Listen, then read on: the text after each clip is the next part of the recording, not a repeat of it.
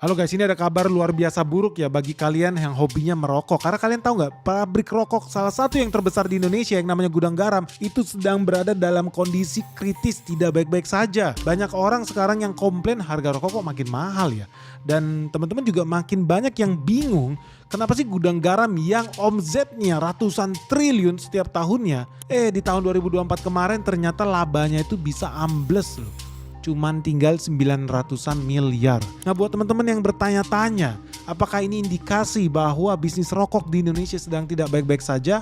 Atau penasaran gimana sih nasib saham yang lu lagi pegang sekarang? Jangan di skip video ini, let's check this out. Gudang Garam itu terkenal sebagai salah satu produsen rokok nomor 1 di Indonesia, nomor wahid, rokoknya katanya enak, apalagi yang namanya GP Filter. Gua sih bukan perokok, tapi memang kabarnya banyak orang yang terbiasa merokok GP Filter itu shifting nih, pindah. Kok bisa? Kenapa? Dan ini ada hubungannya nggak sih dengan kondisi kesehatan keuangannya Gudang Garam itu sendiri? Karena teman-teman tahu, laba bersihnya Gudang Garam itu turun lebih dari 80%. Di tahun 2023 mereka itu berhasil mencatat laba bersih lebih dari 5 triliun. Sekarang di tahun 2024 udah tutup buku nih, laba bersihnya cuma tersisa 900-an miliar. Yang artinya drop parah lebih dari 80%. Apakah merugi? Ya rugi sih enggak, tetap profit.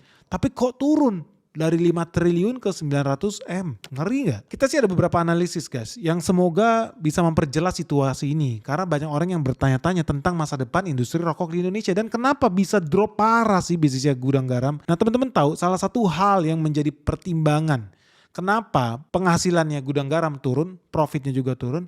Ya salah satunya karena kenaikan cukai rokok di Indonesia itu naik gila-gilaan, naik drastis. Ini sih kabar baik ya buat orang kayak gue yang anti rokok. Lu bayangin, cukai dari rokok itu ratusan triliun guys. Artinya banyak orang di Indonesia ini yang hobinya bakar kertas. Punya duit, duitnya dibakar berubah jadi asap rokok. Memperkaya perusahaan-perusahaan rokok. Nah, negara tentu pengen ambil bagian dong di situ. Negara ciptakan namanya cukai. Cukai itu sudah naik 67% dalam 5 tahun terakhir. Artinya setiap tahun cukai rokok itu bisa naik sekitar 12% per tahunnya. Lalu bayangin ya, bisnis apa yang bisa tetap hidup kalau pajaknya itu bukan hanya flat loh, tapi naik terus.